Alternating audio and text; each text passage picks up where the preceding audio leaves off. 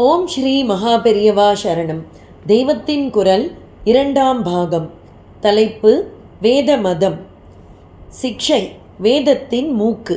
அத்தியாயம் 72. அக்ஷமாலை. ருத்ராட்ச மாலை என்றால் ருத்ரன் கண்ணிலிருந்து உண்டானதான ருத்ராட்சத்தை கோத்து செய்த மாலை என்று அர்த்தம். அக்ஷம் என்றால் இங்கே கண் என்று பொருள். திருக்கண்மணி என்றே ருத்ராட்சத்துக்கு தமிழில் பேர் உண்டு. அது சரி, வெறுமே அக்ஷமாலை, ஸ்படிக அக்ஷமாலை என்றெல்லாம் சொன்னால் என்ன அர்த்தம்? இங்கே அக்ஷம் என்றால் கண் என்று பொருள் கொண்டால் சரியில்லை. ஆகவே இங்கே அக்ஷம் என்றால் ஆவிலிருந்து க்ஷ வரையிலான அக்ஷரங்கள் என்று அர்த்தம் பண்ணிக்கொள்ள வேண்டும்.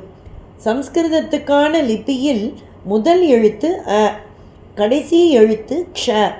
இங்கிலீஷில் ஒரு விஷயத்தை அடியோடு நுனி சொல்வதற்கு A to Z என்கிற மாதிரி சம்ஸ்கிருதத்தில் அகாராதி க்ஷகாராந்தம் என்பார்கள். இப்படி உள்ள மொத்த எழுத்துக்கள் 50. அதனால் 50 மணி கொண்ட ஜபமாலைக்கு அக்ஷமாலை என்று பெயர். 51வது மணியாக ஒரு பெரிய மணி இருக்கும். அதற்கு மேரு என்று பெயர்.